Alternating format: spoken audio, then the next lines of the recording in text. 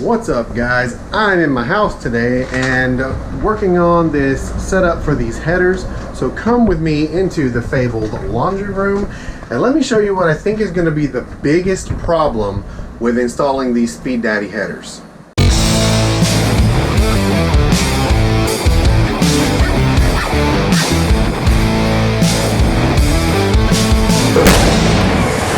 So here we are, conveniently perched on top of a washer and dryer because that's how fancy we are around here.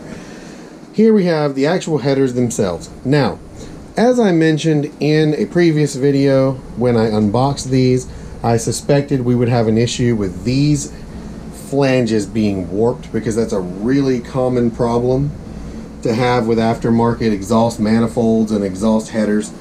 The issue is that the flanges are made and they're perfectly flat. Then, if these tubes are welded in too quickly or in the wrong way, it will cause this piece of metal to bend slightly.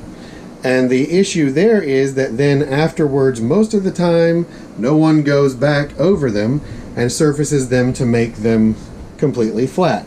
So, what I did to check these is a couple different things. One, I can just sit it on the counter and you can see that there's a gap in the middle. Two, I made myself a perfectly flat sanding board and scuffed them pretty good, and the results were not good. If you see right there, you can see where the finish changes. Then all through here you've got the factory finish that looks normal. Then you get over here and you can see where it's been scuffed again. Literally is not touching the bracket at all from here all the way to here. So it is seriously bowed in the middle.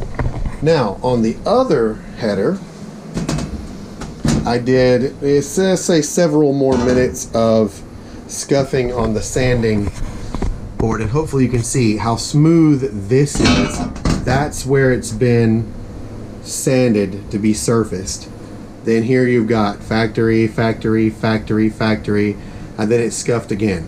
So basically we're making good flat contact now all the way across this first port, nothing in the middle, and then across this last port.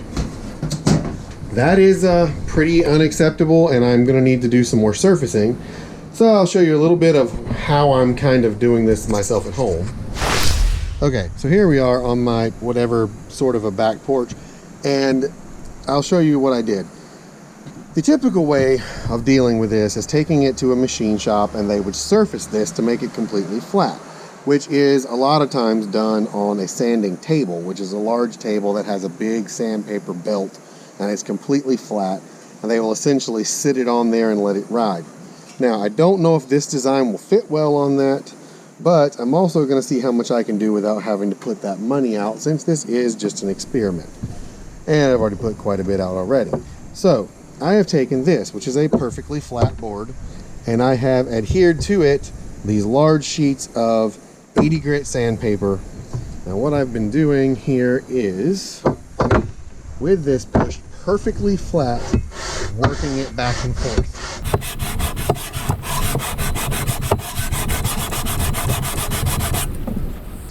And then you can see there, hopefully, as it's scuffed it out across here and across here, we've worked our way in as it's worn it down. But I gotta tell you, it's quite a bit of work just to get this far. This stainless steel does not sand super fast or super easy, so machine shop is definitely your way to go if you're trying not to work yourself to death. But if you're going to be doing the machine shop route, make sure you add that in to your figured total when you're thinking about how much these things really cost. So Speed Daddy's getting more expensive by the minute here, guys.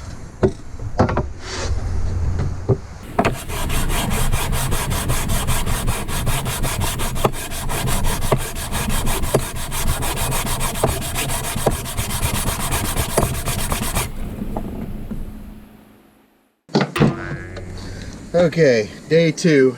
Doing this by hand is not working. So, went and picked up this, which will work nicely, I think, to surface those, and I think get it done a lot faster. So let's put a few minutes into this and see where we get.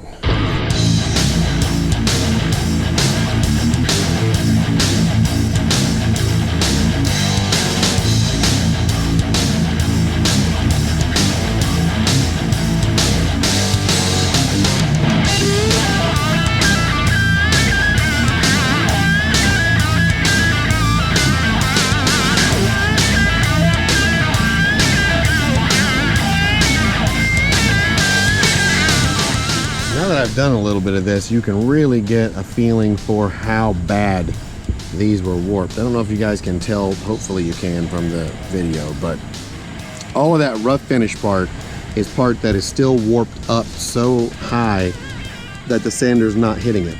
So I've got all of this cleared to about here now.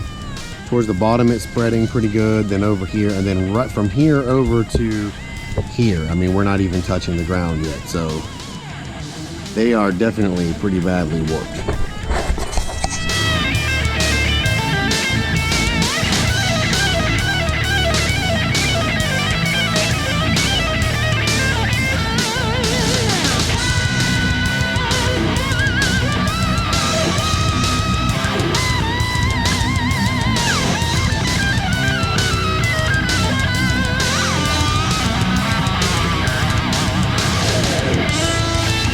So after just a couple minutes, you can see now we've got it worn to the point that we're basically smooth all the way to here, and then on this side smooth all the way to here. So we're starting to connect a little bit in the middle too. So this is progress. This looks a lot better than what we had. So we'll give it a few more passes here and see what it looks like.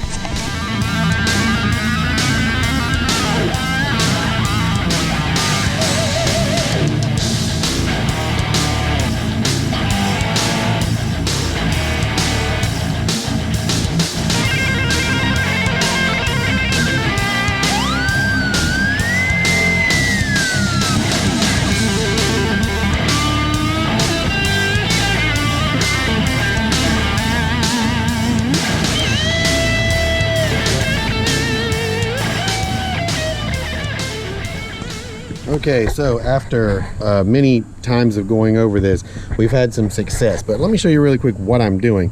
One thing that if you do, I don't know why you would, but if you decide to do this yourself, these are going to get really hot from being on this sandpaper.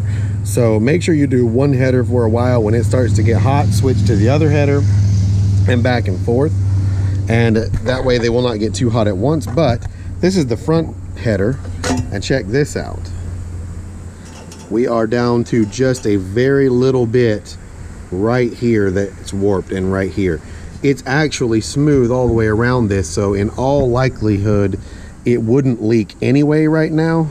But I am going to go ahead and do this just a little bit more, and then I'm going to go over it with a finer sandpaper just to polish up this finish, and this header will actually be done. Then I've just got to get on to that one. So what have we learned here? First of all, if you're going to do this for whatever crazy reason, this machine right here is a must, because doing it by hand would absolutely kill you. Otherwise, just make sure that you factored in money to have these surfaced if you buy them. This set was warped pretty badly. I'm going to guess that probably all of them will be. Okay, so with the surfacing sorted, that pretty much makes the headers ready to go in. I don't know if I'm going to do anything else to them, but one thing I am absolutely going to do is I did wrap the crossover pipe. I used this titanium, whatever the hell wrap that I got from a local parts store, but mostly the reason why I did that is I know it's going to be pretty close to the throttle body, and it's going to be up above the transmission around wiring and hoses and stuff, and I just wanted to make sure that it wasn't going to be as likely to burn something.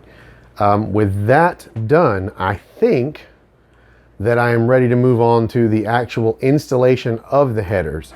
But since I've kind of been at this for a couple hours already, I feel like that's probably a video. So we're going to stop here for today. This will be the end of this video. And make sure that you support my quest to do expensive, useless things for your enjoyment by liking this video and commenting, and let me know what you think of this series so far. Make sure you're subscribed to my channel if you haven't already, and maybe even consider becoming a patron over on Patreon. Make sure to check that out if you would like to. The links to that are in the description, as well as my Teespring if you'd like to check out any of the shirts that I have. And other than that, I'm out of here for this one. The next header series video you will see will be the header install. See you in the next video, and peace.